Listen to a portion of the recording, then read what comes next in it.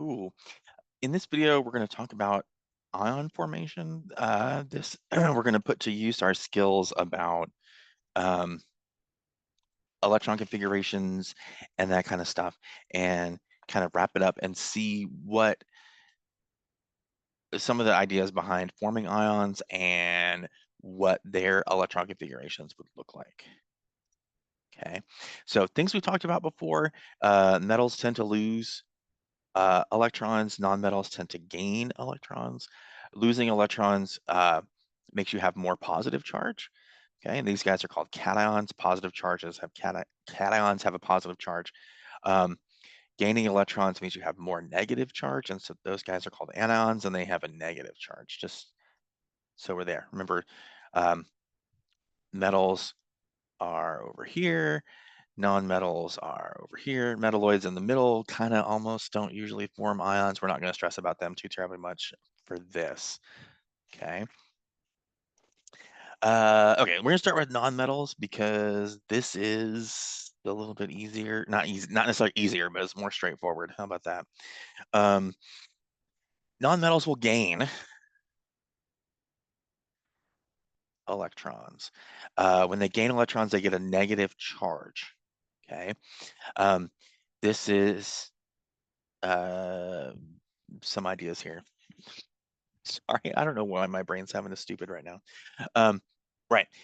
They always gain enough electrons to fill up those p subshells to get the noble gas electron configuration. Okay, so they're going to end up with a charge that's equal to their group number, which is the A and B group number. So this is 4A, 5A, 6A, 7A, minus 8. So halogens, fluorine, chlorine, bromine, iodine, 7A minus 8 is -1. So if we want to look at something, let's look at chlorine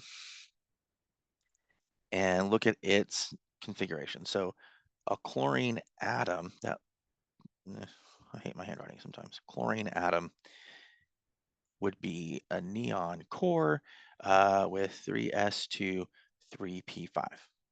Okay. The chlorine needs one more to get to its noble gas configuration, and so it picks up an extra electron. The wear on that is going to be later, 3s2, 3p6. Okay, this is the noble gas electron configuration for argon, and so it has that stable noble gas configuration. That's what these anions are getting to, and they just gain enough electrons to fill their p subshell. Main group metals, so remember, metals lose valence electrons. Main group metals, for the most part, will lose all of their valence electrons. Remember, you can figure out valence electrons based on the A or B group numbering system.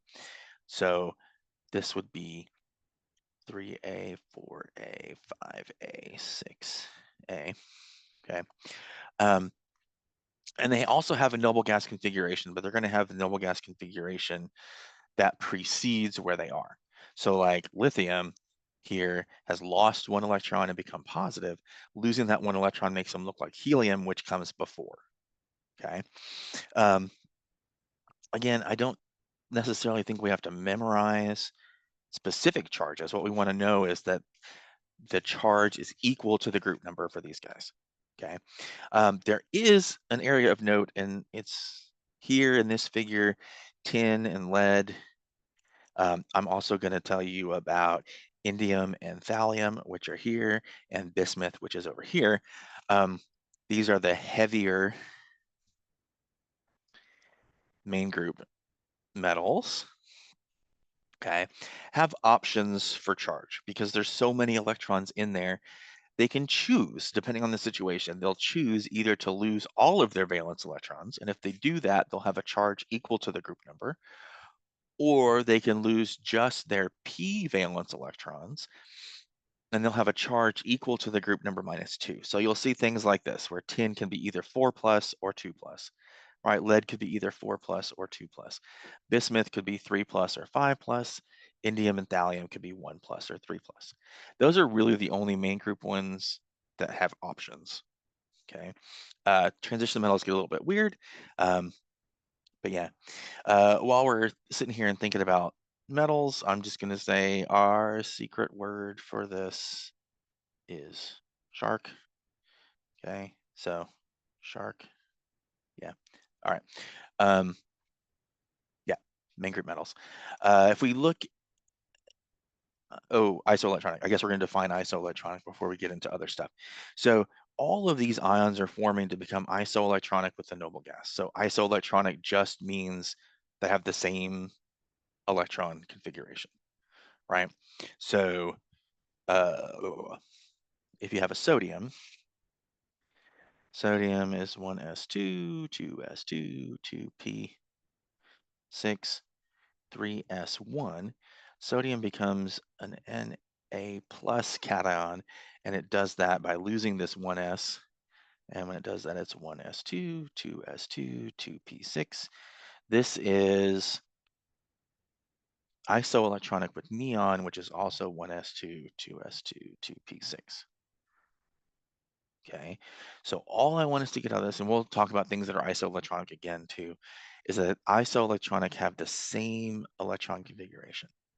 Okay, and that things are gaining or losing electrons to get to that noble gas configuration. Okay, and as we'll talk about later, this is a spoiler for later about something called the octet rule. Okay, where are we at? Okay, so let's jump back in here. Transition metals are weird. This is a theme throughout Gen Chem, is that transition metals are weird.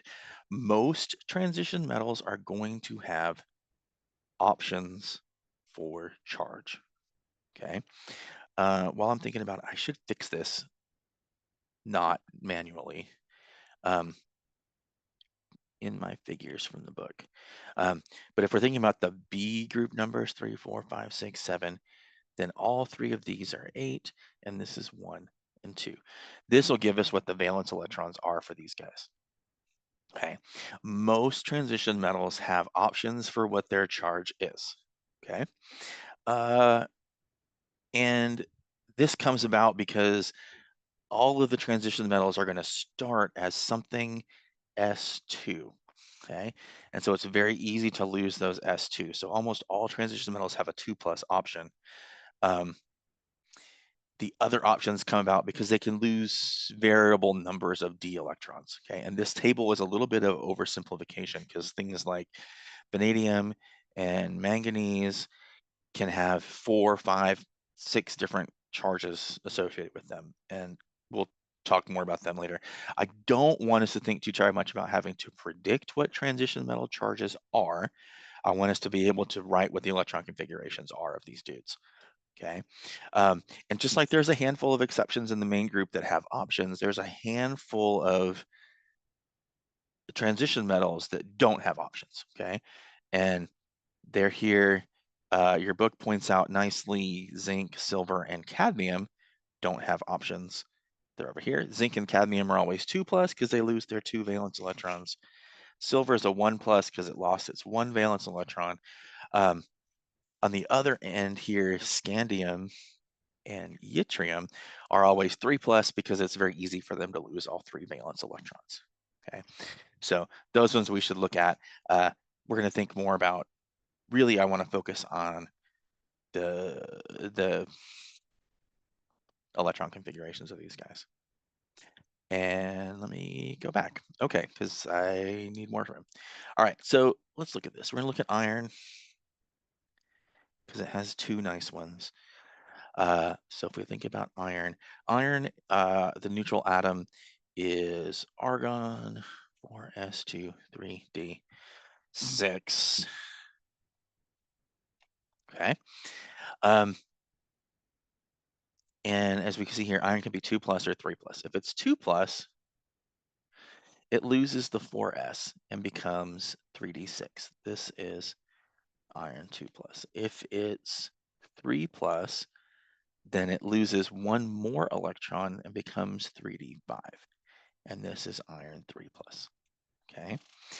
What you have to remember is that you always lose, and I should have written this there so you can read it typed out, but lose the highest n electrons first.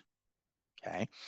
Since iron starts as 4s2, then 3d6, 4 is bigger than 3, so we're going to lose those 4s electrons before we start losing d electrons. And all ionizations, when you're losing electrons, happen the same way.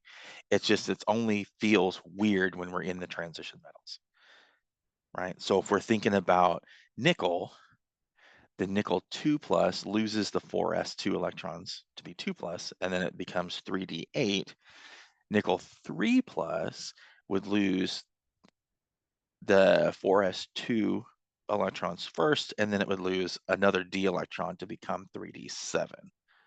Okay, so keep that in mind. That this is our big rule here. You will see this on exams, you will do it, and there's a good chance a lot of us will not get it right. So try not to be one of those people. Okay, and we can work and practice on this. So to summarize things up, again, we're not going to stress too very much about predicting. We just want to be able to write electron configurations and recognize what's going on. Nonmetals, never options. Gain electrons to get a total of 8. Charges a group number -8, and they're isoelectronic with the next noble gas. This group 1a, 2a, and aluminum are, again, not going to have options. Lose all your valence electrons. Charge is equal to your A group number, isoelectronic with the previous noble gas. The heavier main groups, and we pointed these out, have options. You can lose all valence electrons. Those would be S1s and P1s, or you can lose only the P's, and there's a difference of 2 in those. Why is my thing being weird? There we go. Okay. Most transition metals have options. We're not going to stress about predicting them, and a few don't. Okay, so these are important to point out because eventually we'll get into things where it matters if we know if they have options or not, because they'll be named differently, unfortunately. Okay, so hang in there. We got this.